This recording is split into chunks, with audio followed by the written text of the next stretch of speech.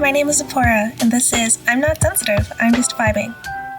Now, this episode is a bit unexpected, as I have taken an accidental hiatus since May. Long story short, I got an incredible internship over the summer, learned a lot, met some amazing people, and since then have been back in school. I've been pretty busy and, admittedly, scared at starting up this project again. I am really excited to try to build this platform though, because I think there are a lot of platforms on social media right now that seem to be more interested in attacking people's narratives. Platforms like Jubilee or Pop the Balloon Find Love. They seem to have created spaces where people are just debating and not talking. Don't get me wrong, I love to debate, but a 20v1 is not really a debate, that's an attack. Finding love is one of the best feelings in the world, and however people do it, consensually of course, is fine with me. But that's different from reducing people to their physical self in a lineup, comparing them to others. To me, a narrative is a story told from the perspective of a person or the people affected. Stories are powerful and effective. They can heal, they can hurt, and often they make you understand why people are the way that they are. And as the host, it's only fair that I share my own story from a vulnerable part of my identity. So, I'm not sensitive, I'm just Zipporah. As we know, I'm from Kenya, but I have lived most of my life in America, and being raised by Americans, so I consider myself to be Kenyan American. But for ease and resume purposes, I'm Black. Unfortunately, I was not raised in a Black family, or around Black people. I do love my family, and because of the family I did have a very diverse upbringing, at least as much as I could in Washington State. I have 2 other Black siblings, 2 Asian siblings, and 4 Latino siblings. Both of my parents are white. My family also hosted quite a few students from abroad, some of whom I would consider family because of how long they stayed with us. And because I grew up with a lot of different people, I grew up in an environment that encouraged humanity over bigotry, which I feel lucky for. But before all that, I had moved to Washington when I was 7. Most of my family had lived in Kenya for around 8 to 9 years before we came back. So a lot of my older siblings have better memories of living there than I do. I don't remember very much of the move, except for my misplaced grief at the loss of Little Einsteins. That was my favorite kids show before I moved to America. And there were some culture shocks from leaving my home country. Like, I remember being surprised that there weren't very many people that looked like me, which in hindsight isn't surprising because I lived in Washington State. And also the hand dryers in the bathrooms, I hated them all and I still hate them. But other than that, we lived in a very suburban area. We went to a very white church and I was homeschooled. So all of my friends were from church or my neighborhood, so I didn't really have any Black friends growing up either. Long story short, that is why I can't say I'm culturally African American, nor culturally Kenyan.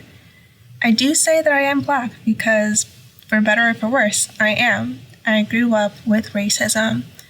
Whether or not I grew up in the culture, I did have to experience a lot of the racist things Black people do growing up. My parents did try to find the safest place to raise my little brother and I. In fact, one of my first memories in America was them telling my little brother and I to duck beneath the windows while we were driving through Idaho because they thought we might be in danger or we could get hurt by someone. Because at that time, it was Obama's first presidency, and if people remember, they were hanging up effigies of him and being very racist. I remember growing up with the idea that if I didn't act good enough, people would think I was like other Black people who looked like me. I remember being a teenager and hating my hair because it was too difficult. And I didn't know how to do it, so I would use chemical straighteners to make it straight and, for what I thought at that time, better. To make it not so different from everyone else's. prided myself on speaking properly, taking AP classes, and being in theater, partially because I did enjoy those things, but mostly because I wanted to feel like I fit in. I remember feeling the unending pressure to just be absolutely perfect so people would like me, even if I was Black. What is crazy is I never confronted any of those feelings or any of those thoughts until I hit my junior year of high school, or what I like to call pre-COVID. The pandemic started the second semester of my junior year of high school. March 13th, I remember that day like it was yesterday. I felt like I was at the height of my high school career. I had a boyfriend, a friend group. I was finding myself politically and personally. I was figuring life out. I was especially excelling in AP US history. Shout out to Mr. Ward. He was the teacher that actually encouraged me and my love for history, which is what made me learn more about Black American history post-civil rights.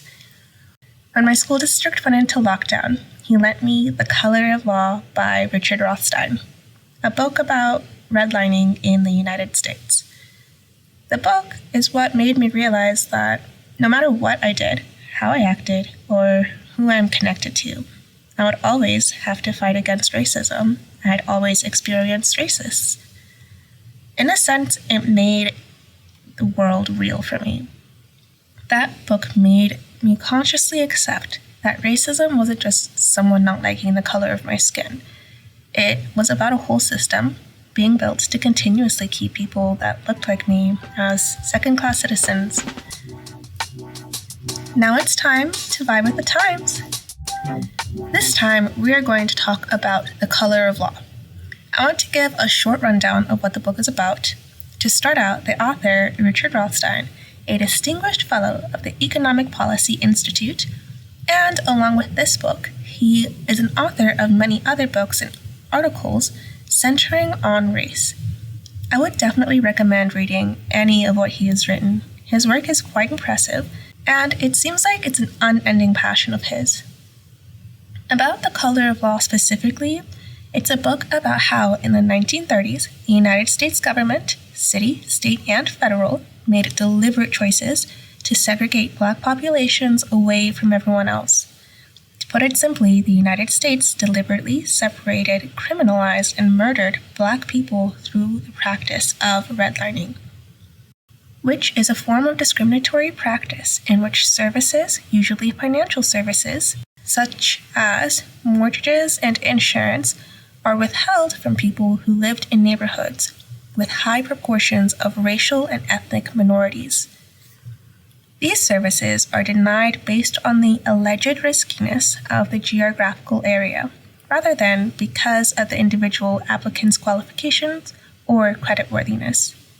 Since this practice denies services to entire neighborhoods, redlining perpetuates disinvestment and hinders the economic development of entire communities. As a form of structural racism, redlining can be particularly subtle and difficult to prove. But the legacy of redlining is serious and long-lasting. Its effects can be seen for generations, contributing to wealth disparities, racial segregation, and limited access to resources like quality housing, education, and healthcare. Along with redlining, Black neighborhoods were over-policed, and still are, and the FBI flooded Black neighborhoods with cocaine, making it nearly impossible for Black Americans to build wealth and equality throughout generations. There is so much more I could talk about: how Black Americans have been systematically targeted for their entire existence on the continent, but we must get back to the present. When I finally got to college, I wanted to make a change. I wanted to shed Little Miss Perfect and just be me. I dyed my hair purple, came out as bi, and moved to Vienna to study international relations. My dream was to work at the UN, change the world, and learn German.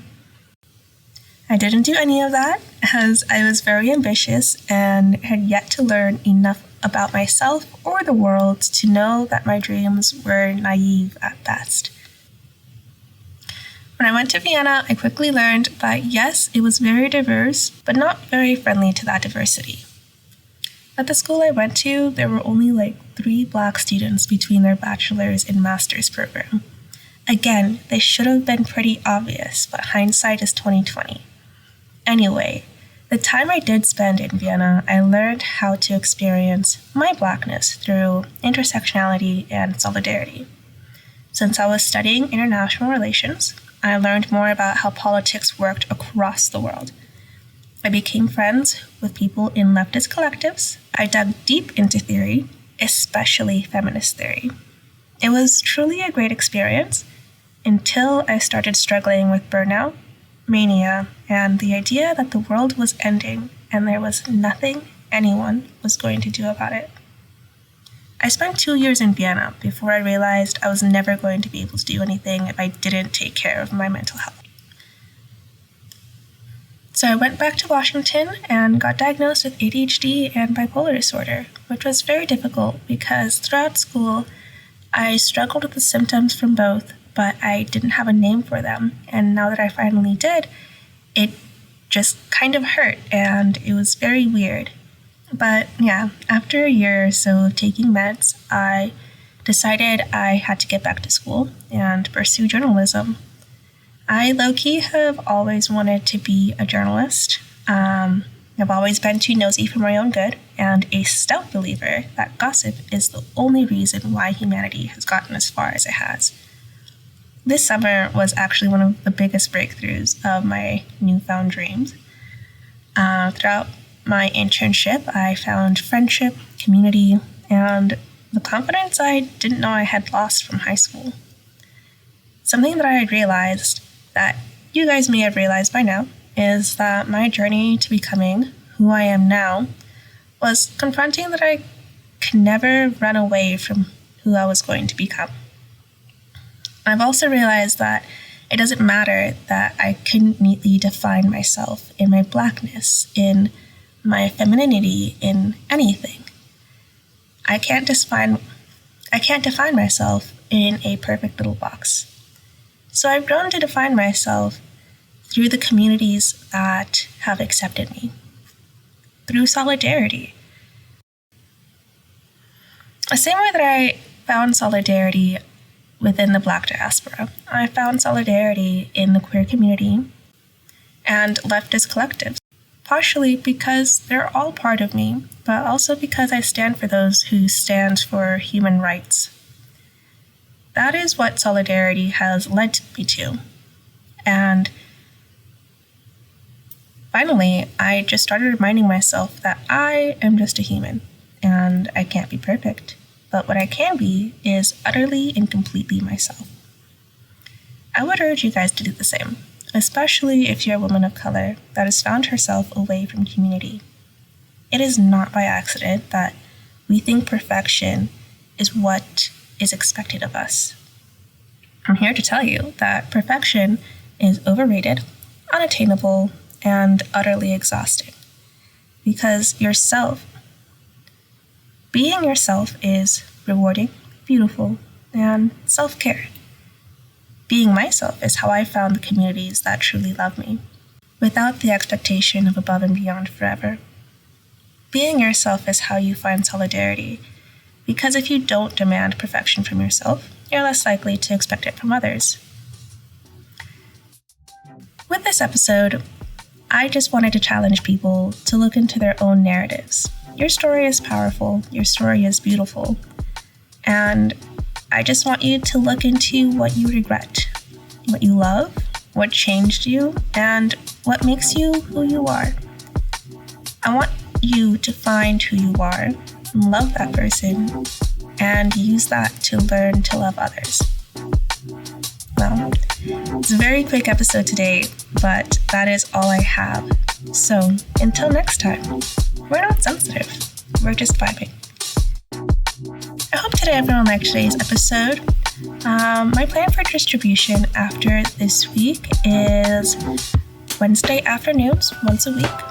Next week, I'm planning on talking about leftists who they are, why they are. But until then, sources are in the description, and thank you so much for listening.